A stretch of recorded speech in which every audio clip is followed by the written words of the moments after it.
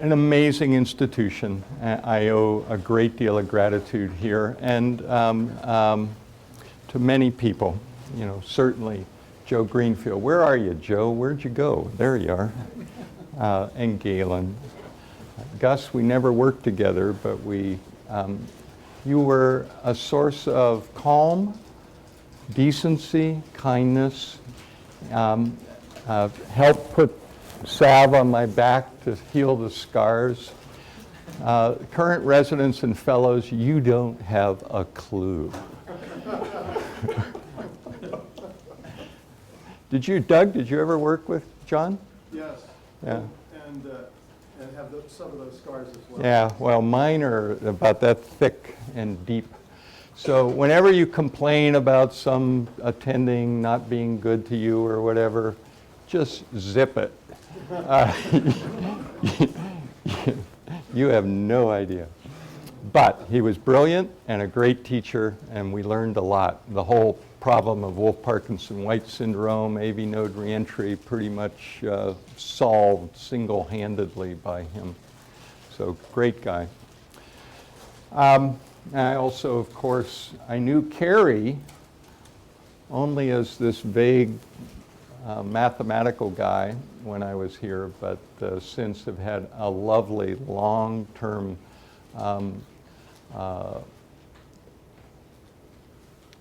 academic, beautiful, warm friendship for 20-some years now, working on various clinical trials that DCRI has organized and been the main workhorse behind ideas that seemed whimsical at the time. So I'm going to chat a little bit about some of the things that led up to the subcutaneous ICD, give you a little bit of rationale. Please feel free to interrupt and just fire off at will questions. I don't mind that at all. I was well trained here for that. So disclosures, Cameron Health is the company that I started. It's named after my son, Cameron. And so I'm conflicted up the yin-yang, okay? And a few other things. So this is what we're going to talk about. I don't know how many people are aware of it. We'll give you some background to it. It's purely subcutaneous. And this is kind of what it would look like if you had see-through vision and just sits on the rib cage.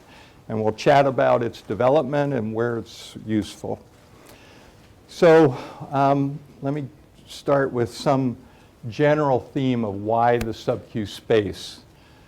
Lead advisories, notice the dates, right? You're all thinking, all the arrhythmia people here are thinking Fidelis lead, Dorada, Reata leads, those are recent.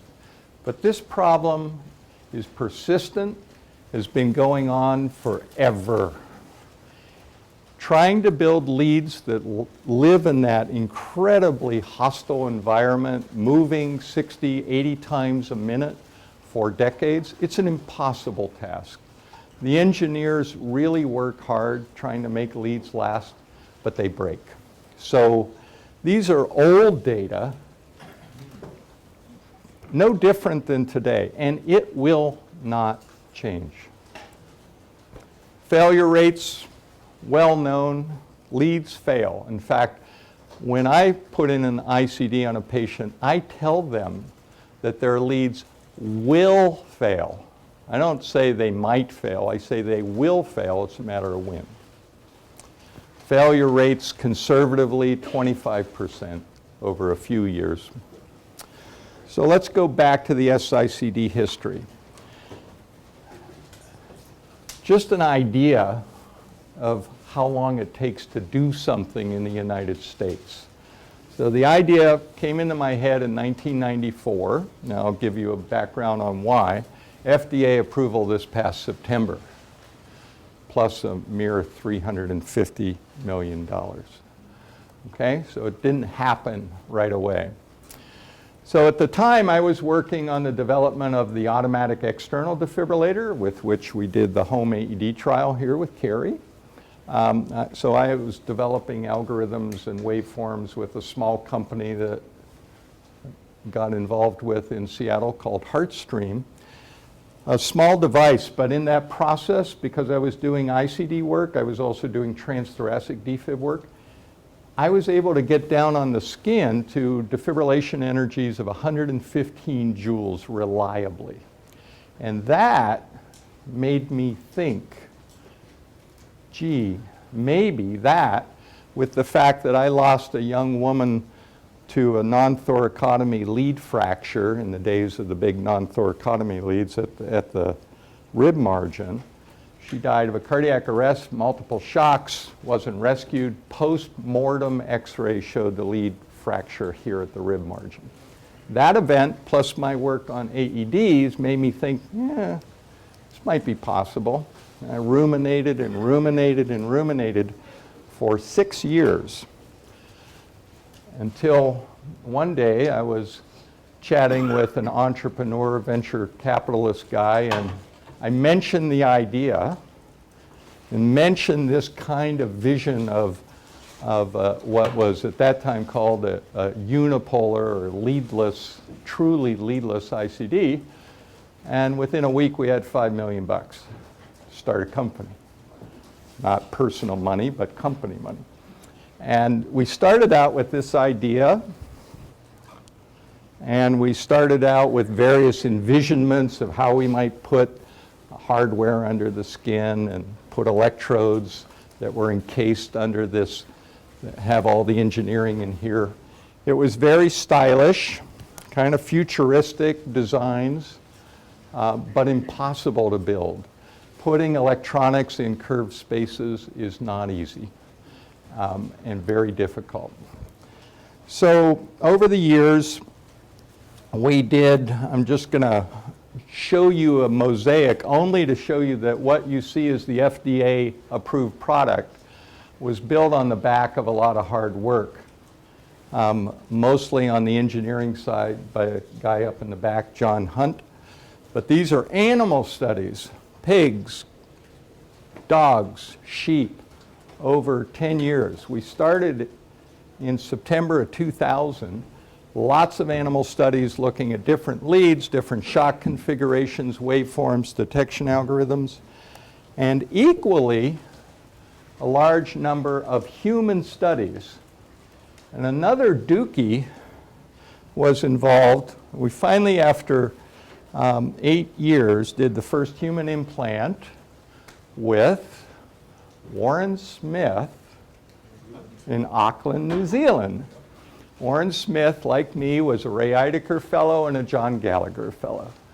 And Warren, a wonderful man, wonderful physician, had a beautiful lab in New Zealand. And when we started this, you can imagine paranoia, because this is the kind of device that could destroy big corporations that make a lot of money from ICDs. We hid in Auckland, New Zealand. I got a medical license in Auckland, New Zealand. I was down there several times a month, and we did our research and development down there in this tiny little space with Warren Smith and Margaret Hood, who was the actual physician. But we did a lot of background work, described this briefly in the New England Journal paper. But the most remarkable thing for the dermatologists in this room, the most remarkable thing was this very first patient. Our engineering group at the time, we just kludged everything together, at a hardware store. Got disc electrodes, stainless steel, sterilized them. And I'm doing this procedure not knowing what we're going to find. Shoveled these plate electrodes around the back with a big transaortic clamp and pushed it around the back, put one subcutaneously, and this patient who had a VVI pacer, who needed a transvenous ICD and who volunteered for this, which, by the way, ethically, I'll point out, at that time, New Zealand was the only country on earth that would say to their patients, you need an ICD, but we can't afford it. In Europe, they would lie and say, you don't need an ICD, and never tell them. In the US, it was considered unethical to do this kind of research because they needed the ICD, but they couldn't afford it. So part of the funding of the company was we paid for the ICD, transvenous ICD at the time, in exchange for doing an extra incision and doing some temporary work. Imagine doing that here at Duke. Imagine getting that through the IRB at Duke. Impossible. At that time, the physicians there, Warren Smith and Margaret Hood, told the patients straight up, all the patients signed up, no benefit except for the future. It was a very interesting ethical circumstance, but we bought for years $20,000 ICD therapy for these patients after they were told, not before, as an inducement. But the interesting part of this is we were all very, very nervous. We induced VF, not knowing what would happen, and our very first shock was 70 joules. We figured we could build a device that put out 100 joules. It would be huge, our thinking at the time. Very scary. Not only did the 70 work, we went all the way down to 25 joules. We were blown away that these two little subcutaneous electrodes, not in the heart, could defibrillate at such an incredibly low energy. And over the years, as we developed things, doing an enormous number of various trials. This summarizes a huge number of little trials, directional trials, getting us into the right space that led to 4 practical configurations. Obviously, we wanted to be up in the pectoral space, but it just didn't give you the same type of defibrillation as being laterally and having an electrode peristernally. And we didn't want to be on the other side of the sternum because that's a different tunneling and a more risky surgical procedure. So, and we looked at discs and we looked at leads and lead lengths and can positions. And we came up with the configuration that's in the clinical device. Lateral can, peristernal, 8-centimeter electrode, nice tight defibrillation thresholds. As I'll tell you, the can puts out 80 joules, 3 standard deviations above median defibrillation threshold, which tends to run around 34 over time. In this study, it was lower. If you looked, we did a study in 49 patients comparing the SICD to transvenous. It's about 3 times the defibrillation energy requirements, 36 joules in this 49 patient paired comparison. So why is it so low? It's really, it's amazing how low it is. And I commented about dermatology. The skin's an incredible protector. It's really amazing on how well it keeps stuff out of the body, not just rain, but electrons. It's really good.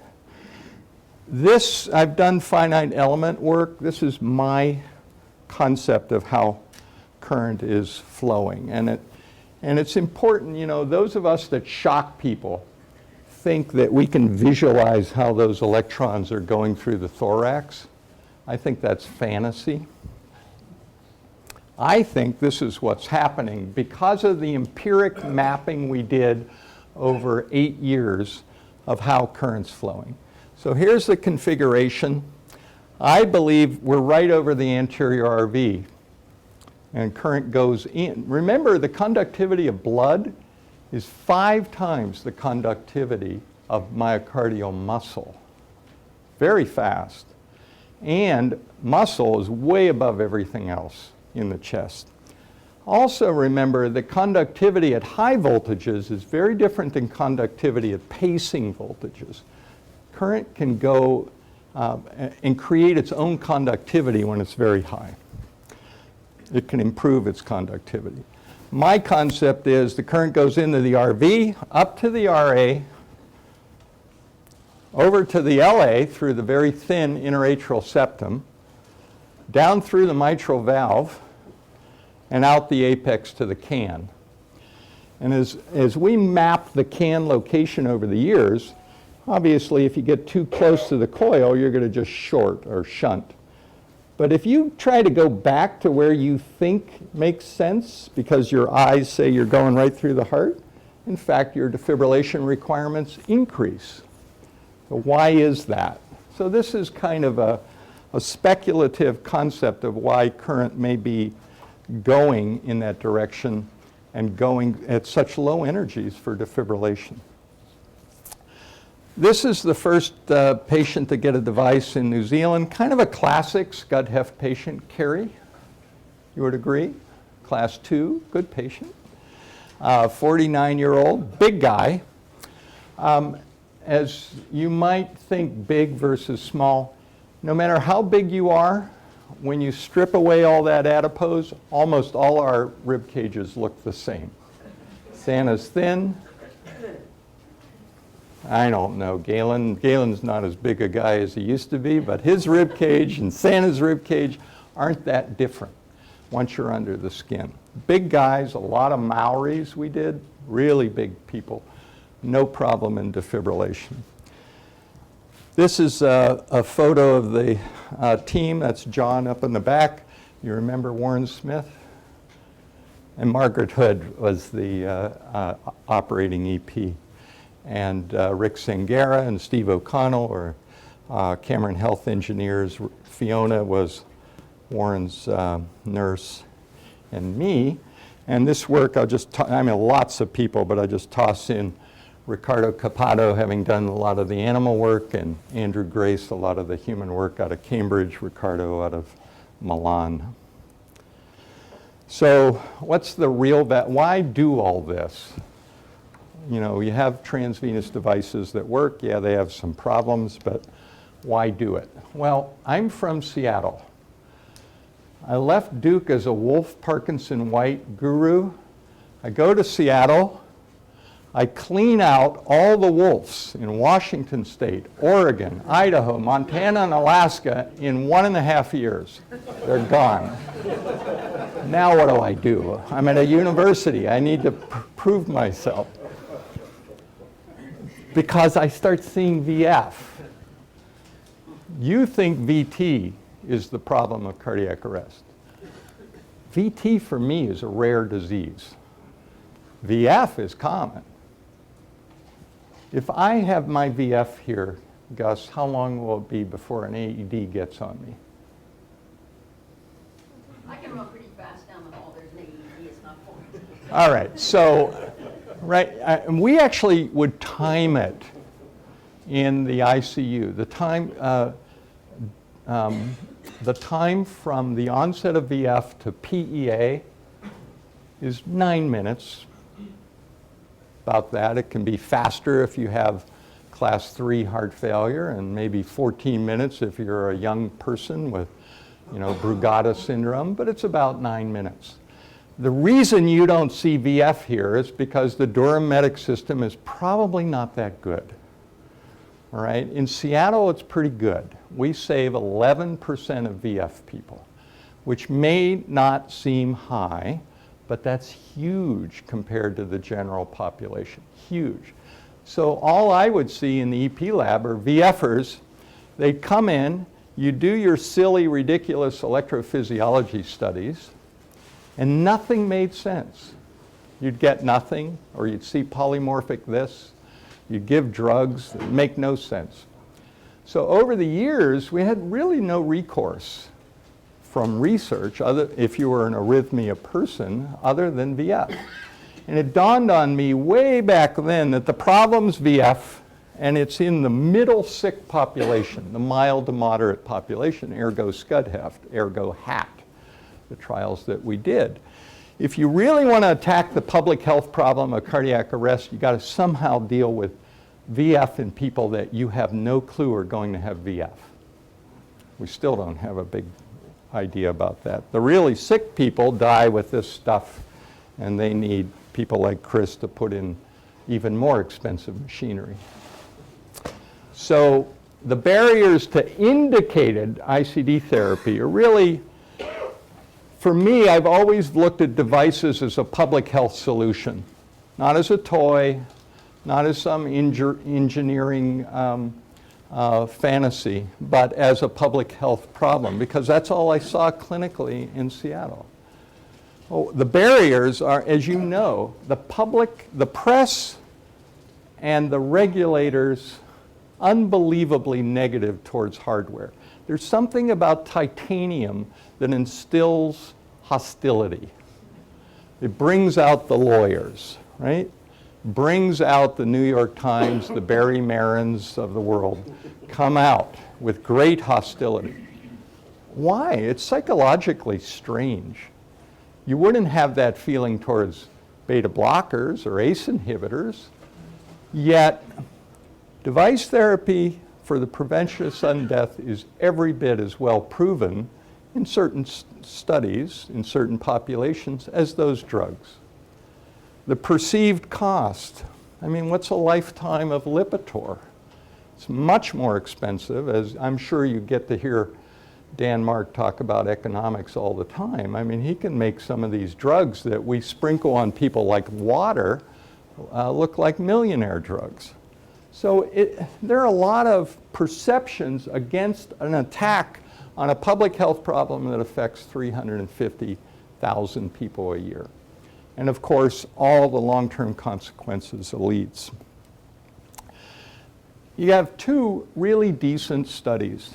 They're good science. MATA-2, short-term and long-term, showing over 8 years survival benefit of ICD therapy, even when at the end of this trial, a lot of these people in the non-ICD curve crossed over. And the same with scud heft. You know, good statistics on MATA-2. Scud heft, as you well know, with Carrie. Thank you, Carrie, for this lovely analysis. Carrie and I put this slide together like the night before we presented at ACC, and the usual panic gust, not much different than today. All of you guys know this, you panic right before the presentation. Good study. I like this study. I'm real proud of it. We did a nice job. Why would you not put an ICD in a heart failure patient? A lot of people out there do not get ICD therapy because of the negative press, the regulations, all the negative perception. Here's the 12-year follow-up of scud heft that we have yet to put in the print. Even here, where 55% of the population crosses over on an intent to treat analysis, you still have a nice spread over 12 years. It's a good therapy, and it's hard to imagine not getting an ICD. Well, the reason is because people view all the transvenous problems and the over-complexity as too much of a burden on society. So let's go back to the subcutaneous ICD, talk about it a little bit, and give you some examples. So it puts out 80 joules, stores 100. It's 69 cc's. It's about twice the size of your transvenous devices. It's not that big. Most of the people in this room, you would not see it under their skin. ActiveCAN technology has some interesting coating to prevent polarization because the voltage is high. It has induction capabilities, does the usual self-checks, lasts for 5 years, shocks 100 times. It has post-shock pacing if you want. It's one lead, stores all the data. It does all the basic stuff, but the bells and whistles are all buried inside the technology, not exposed to you. It's put in with an incision here at the xiphoid, an incision here at the sternum-manubrial junction, and an incision in the anterior axillary line. The device is tucked between the anterior axillary line and the mid-axillary line on the 5th and 6th ribs. You don't need fluoro. It's all anatomically done. No fluoro. The lead gets put to just to the left of the midline. Easy to tunnel. If you're a good hands operator, it's 30 minutes skin to skin. every time. There are no surprises unless you're dealing with a dextrocardia or some weird cardiac anatomy. It's the same every time. Very simple procedure. The contraindications, there's only one absolute contraindication. The detection algorithm can't deal with unipolar pacer spikes. All other pacer spikes are okay if they're pre-existing. The indications for use, anything that the guidelines say are indications for ICDs, with the possible and likely exception, not absolute, but symptomatic bradycardia. And the reason I say not absolute is they can have a pacemaker and the SICD. Incessant VT, obviously a contraindication for any ICD. They should be ablated or drugged. And then people who have recurrent, reliably pace-terminatable VT, those people should probably be ablated as well, but they're a relative contraindication. Everybody else is FDA approved. So this is where the leads look and the can looks on everybody. On the lateral, it looks there. The leads anterior, right under the skin, typical location there. This is a post-CABG patient. I'm going to just scroll through a bunch of patients here. This is an engineer who sought us out in New Zealand, Christchurch, with Ian Crozier. This guy had a lead failure over here, or had an occluded access over here, had subclavian occlusion here, and had an RV lead inside, but couldn't get another transvenous device. His history is up there with prior VF, and he was a good candidate for an SICD. Kind of a typical case, actually. A lot of former transvenous patients now floating to the surface for the SICD in the US and in Europe. Here's a fellow that had VF storm, V-flutter storm while farming, got 8 shocks in the field with the device. Typical, we'll talk about the time, but this is a typical long time for detection and therapy. Ranges from a low of 12 up to a high of low mid-20s, which, as if you've been following this literature, you realize is a very good thing. Having hair triggers is no longer rational. Typical scars, this is at 1 month, shows what the can looks like. The xiphoid scar and the perimanubrial scar. A young man, here's another 30-day scar. This is a paper-thin chest. Actually, a 17-year-old guy, Luke Jourdan in Rotterdam, I actually did this procedure with Luke on Christmas Eve. And I didn't see the patient. Luke assured me the patient would be great. I walked into the operating room, and I made the incision here. That skin was like paper. But he's now 3 years out, no problems, no erosion. Really amazingly thin Dutch kid with Brugada. They had lots of Brugada at Rotterdam because of their genetic center. This used to be the youngest patient. Now we have a 30-pound 7-year-old. 10-year-old here with dilated cardiomyopathy. This patient's father was a pediatric cardiologist that sought the device out to avoid the lead problems long term. A lady with RV outflow tract tumor. And just to show you, women can have problems on the bra line, and we've learned from Margaret Hood, who's put in a lot and has been concerned about that. You really never want to make incisions in the mammary crease for 2 reasons. One, on ladies, it's a problem because of the bra, but 2, it's just a bacteria-rich place. Infections, as we'll cover briefly, are the same as pectoral systems as long as you pay attention to things like that. that actually, because this has crossed my mind a few times. As you know, a lot of women need mammograms. And what I worry about is that the device may actually be in the way of that, and definitely is there a concern that the lead may get damaged when a mammogram is Yeah, done? it's a good point, Santa, and it's actually the opposite. If you look at where the pectoral can would be, you don't have the can sitting here. The incision is here because you need to have an interior, otherwise you're going to have problems of accessing.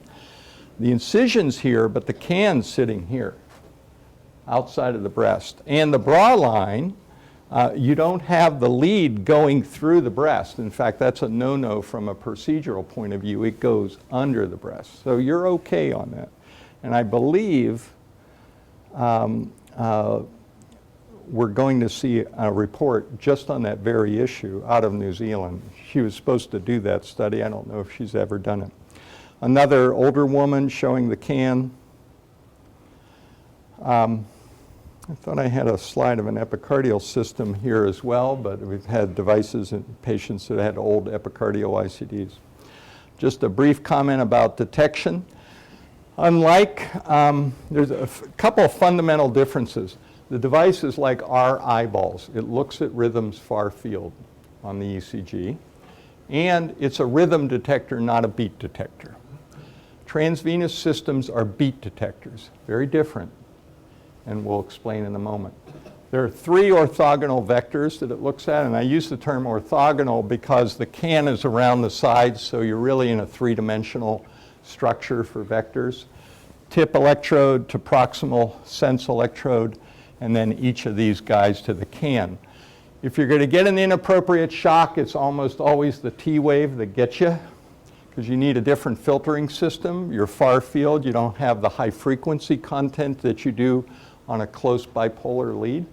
So the detection algorithm's challenge is amplitude overall and T wave rejection, and a little bit for big fat wide QRSs. Here's a comparison. The ECG from the SICD is like a V6 minus V1 or V6 minus V2 type of surface lead. This is the same patient demonstrating how you can easily get inappropriate detection. Different signal, far field.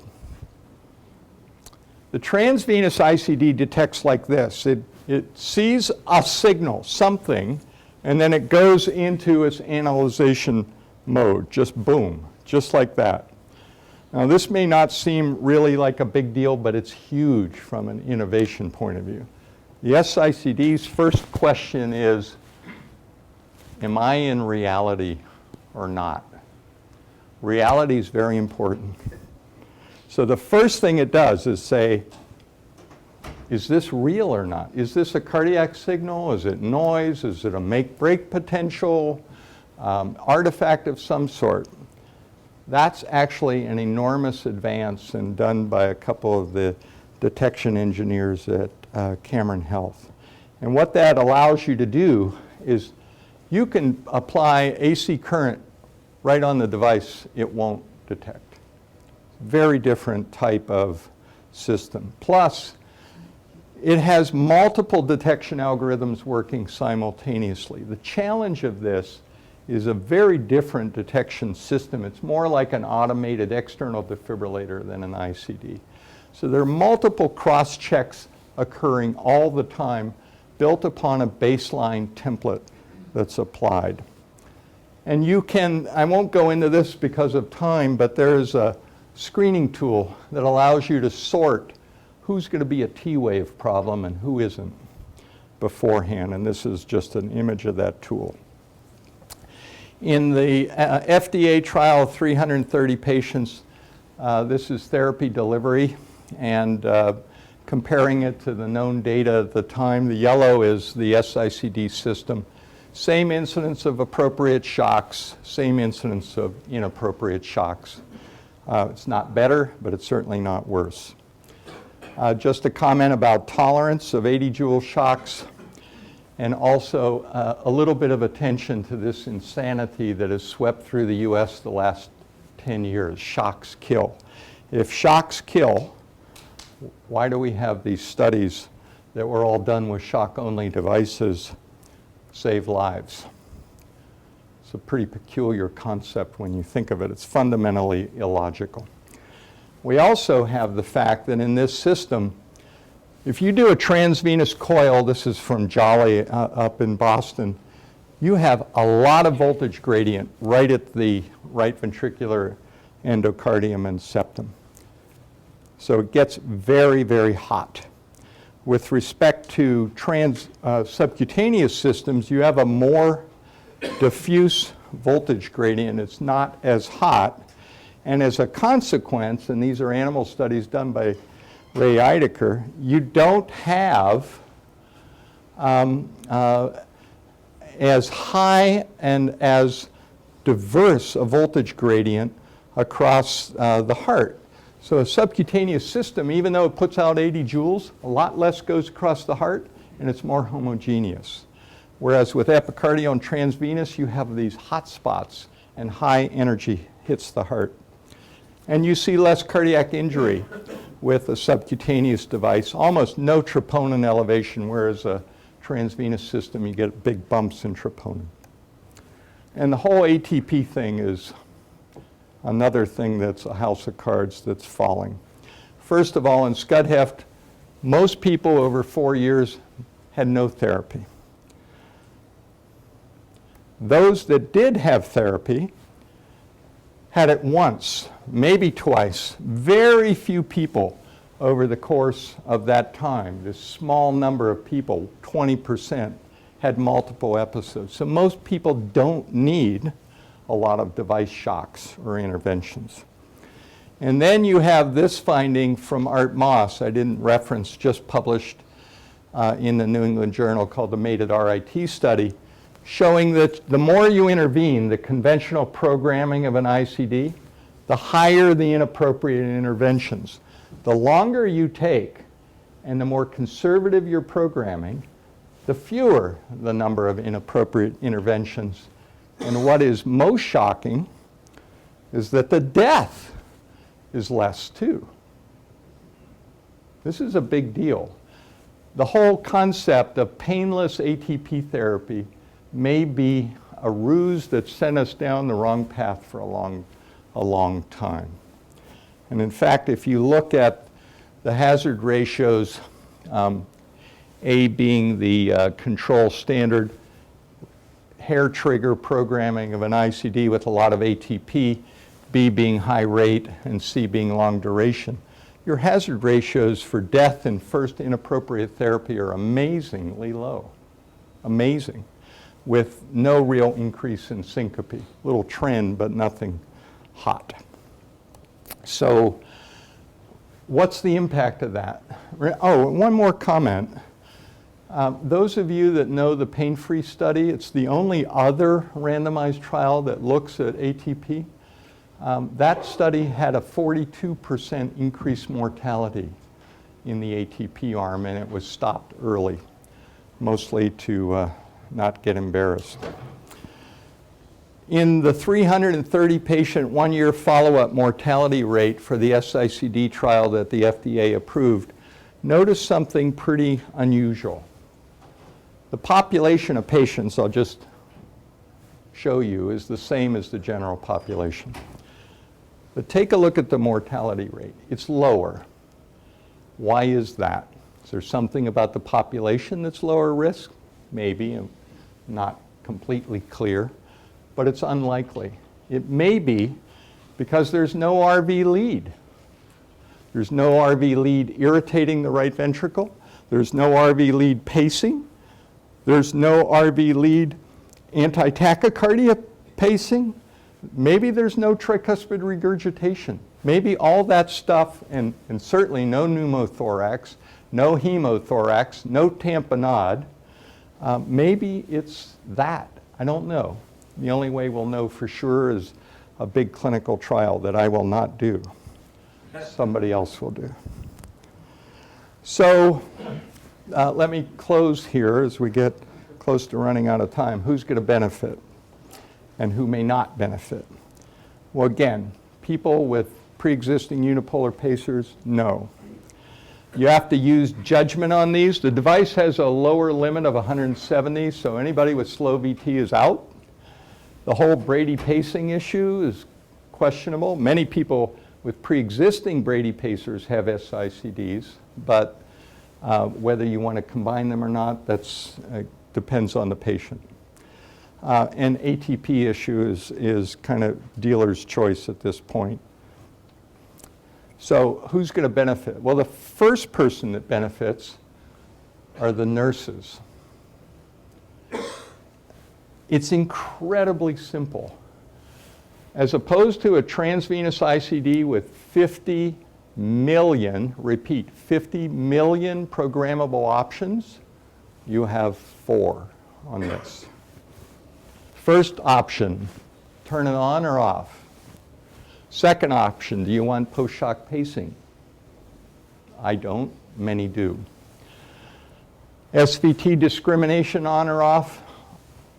If I were redoing the device, I would remove that one and make it on all the time because it's a very good algorithm. And then the upper rate limit for shock only, or conditional shock, meaning no discrimination. High rate, shock everything. Very simple. The programmer is very small and very simple. So these are the indications that are approved. You know, the VF survivors, the MADA2 Scud-HF patients, lead fracture patients. There are a lot of lead fracture people or lead infected people who are getting SICD. There are 2 million Americans with complex adult congenital heart disease, a new therapy for them. And then all the obvious people, you know, the Brugadas and the long QTs, et cetera. So I'll leave you with some takeaway points. Remember, you don't need fluoro, so you can have a sterile room and leave the EP lab for those young electrophysiologists that like to flog away at atrial fibrillation. Surgery is incredibly simple. Everybody in this room could do the surgery. It's as close to see one, do one, teach one as you get. Detection, very reasonable. Therapy, very reliable. Simple programming, and you've removed all the risks of transvenous leads forever. So I'll end with, it seems like a natural sequence of events. Increasing simplicity increases therapy adoption. And that's where I think we are with this. And I thank you.